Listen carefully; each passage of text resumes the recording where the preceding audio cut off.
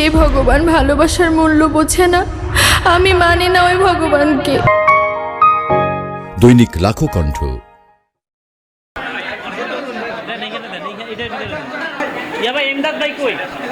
আপনারা আজকে ছবি নিয়ে কোশ্চেন, আপনারা সবাই জানেন যে বসন্ত বিকেল রিলিজ হচ্ছে আগামী শুক্রবার রফিক শিকদার পরিচালিত। ওখানে আমরা একজন নতুন মুখকে দেখতে পাবো, সুবার জন্য অনেক অনেক শুভকামনা, এবং সাথে আছে আরও অনেক অনেক শিল্পী।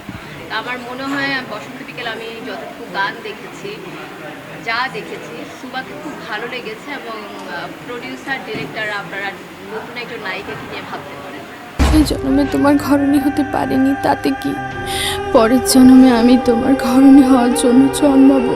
সিনেমার যতটুকু শুনেছেন আপনি, কেন মনে হচ্ছে যে এই ধরনের সিনেমাতে মানুষ আসবে? এবং আরেকটা ব্যাপার হচ্ছে, আমরা দেখছি পরাণ এবং হাওয়া যতটা পপুলার মানে দর্শকরা গ্রহণ করেছে, তারপরে কিন্তু সিনেমাগুলো ততটা মানুষ সেভাবে নেয়নি। কারণ কি? পরাণ এবং হাওয়া দুটো ছবি আসলে এক একটা ছবির ক্রাইটেরিয়া এক এক। আমাদের টার্গেট হলো দর্শক হলে আসা, সেটা যেই ছবিই দেখতে আসুক, যেই ছবির কারণেই আসুক। এবং দুটো ছবির মতো করে যে অন্যান্য ছবিগুলোও হবে না সেটা তো আমরা বলতে পারছি না। সেই জন্যই তো আমি বলছি যে প্রত্যেকটা ছবি এসে আপনারা হলে দেখবেন। আসলে এই কন্টেন্ট ক্রিয়েটাররা আছে বলেই কিন্তু, এই ইউটিউবরা আছে বলেই কিন্তু আজকে দেশ বিদেশ, মানে শুধু বাংলাদেশ না, মানে আমি যেখানেই থাকি সেখান থেকে কিন্তু সাথে সাথে ধরেন যেমন আমার বোন থাকে লন্ডনে, এখন আমার বোন কিন্তু নিউজের আগে কিন্তু একজন কন্টেন্ট ক্রিয়েটাররা যখন এটা ক্রিয়েট করছে, ইউটিউব যখন সেটা ক্রিয়েট করছে, হ্যাঁ নেগেটিভ পজিটিভ তো আসবে। এখন নেগেটিভ পজিটিভের মধ্যেই আপনাকে, মানে আমি যখন একজন সেলিব্রিটি, সেখানে নেগেটিভ পজিটিভ অনেক কথা আসবে, সেগুলি কিন্তু সবসময় পার্সোনালি না নেওয়ার জন্য আমি বলবো। আমার নাম হুমায়রা সুভা।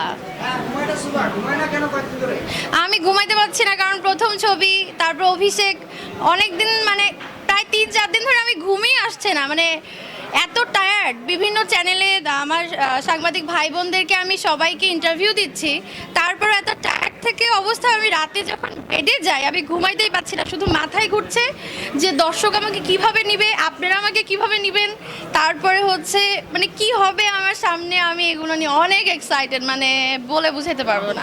আপনি টাকাগুলো দিলে সূর্যের মা বেঁচে যাবে।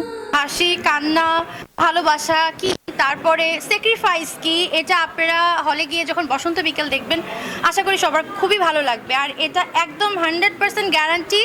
একটা বসন্ত বিকেল কি করে ঢেকে গেল।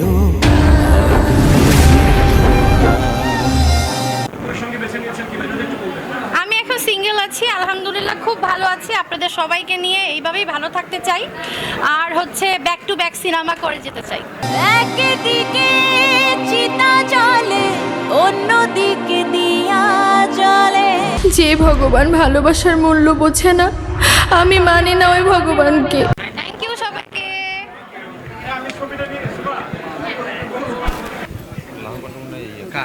ইমদাদ ভাই।